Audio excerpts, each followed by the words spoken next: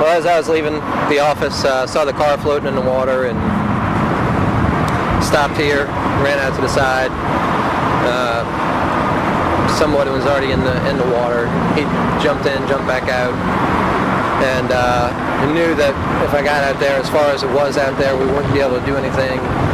Ran back to the truck, tried to get a wrought iron, our tire rod.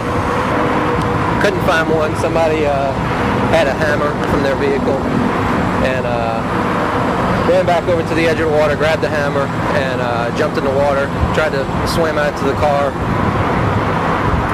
Tried to gain access to the vehicle, and I couldn't get into it. The only window that was exposed was the back window, and tried to busted the window out. Tried to get a hold of her. Couldn't reach her at that point. Tried to stick my hand in there to feel for her. Couldn't see or feel anything. And at that point, the car started going down.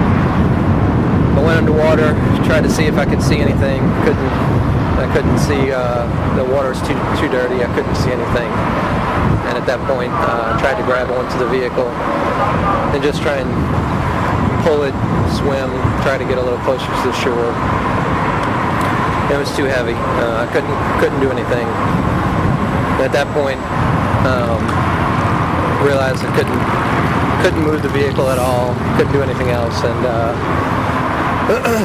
started swimming to the shoreline. And that's when the firemen showed up at that point. Pretty cold up here. I'm still shaking. I'm pretty cold here, so. Appreciate it.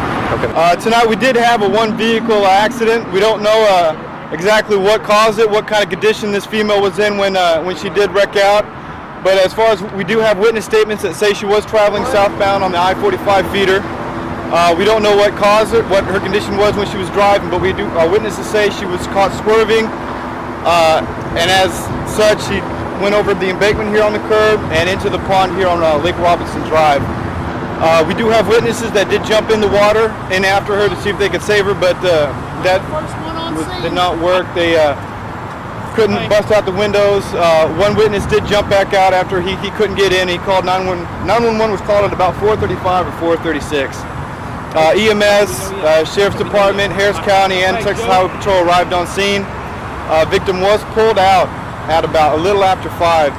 So according to our timetable, she was in the water anywhere between 20 to 30 minutes. No, we don't have an exact time though. EMS did pull her out, and there were no signs of life when they did pull her out. However, they did get a weak pulse prior to her being transported, so they did transport her to Herman Memorial here in the Woodlands. We're going to finish scaling the scene here.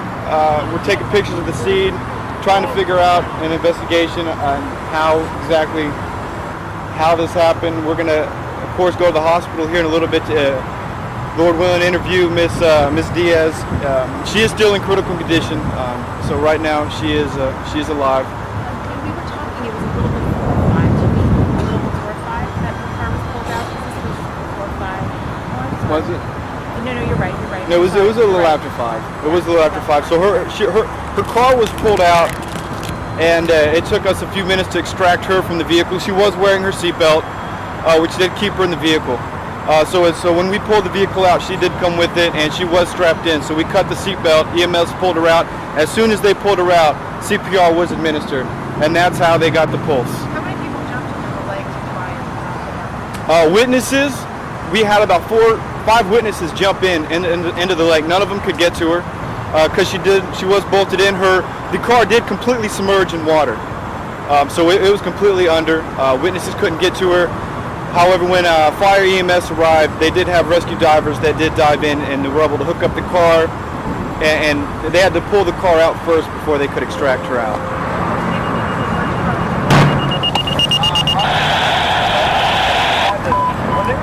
Pulled her out, or when witnesses say they jumped in, the windows were up, so I don't know how quick it would fill with the windows. But as far as witnesses say, the car sank pretty fast. It wasn't very long, and it was completely submerged. Did she go over these pipes? Yes, ma'am. The pipes behind me here, she drove over, as you can see that on the tire marks on them. She did drive over the pipes and straight into the water. But we don't know her condition, if Doesn't appear to be any contact on the vehicle, any contact marks anywhere? No contact marks on the vehicle. Witnesses say there were no vehicles that drove her off the road, that forced her off the road, or that impacted her vehicle. According to witness statements, she did this on her own. I'm not saying that she knowingly and willfully drove into the lake. As far as her condition, mental and physical condition prior to her going in, I can't answer any questions. So the orange marks of where her... The orange marks, according to our investigation, our skid marks are showing exactly the path she took. She went over the center median here, up over the curb and into the water. How many submerged vehicles have you been? This is my first. I've never dealt with a submerged vehicle. And I'm pretty impressed with fire and EMS. Their quickness to get in the water and start CPR. I was very surprised that they got a pulse on this lady, and they deserve a lot of credit here for getting a pulse on her and getting her transported. So. What type of vehicle is that? The vehicle is a Toyota Rav. It's a two-door SUV. A smaller SUV. You're saying what, about 100 to 150 feet out in the water is where she was at? I can't really say. I wouldn't say 150 feet. I don't think she got quite that far out. According to where the divers were at, it was maybe about 100 feet. 100 feet, maybe a little less. Somewhere between, I'd say 75 to 100 feet out. So not how fast she was going? According to witnesses, she was going the speed of traffic. Her speedometer was not locked when we pulled the vehicle out. So we just... When I arrived, the ambulance was pulling up. There was a few deputies on scene. They was asking for block the lanes off. Another deputy pulled up and said, let's get a truck down there and try to get the vehicle out so we can try to rescue the lady. At that time, I got on my truck, back up to the lake, extended my cables, chains, and we proceeded to do a rescue on the vehicle. How far out was the vehicle? I would say the vehicle was approximately 100 to 150 feet out.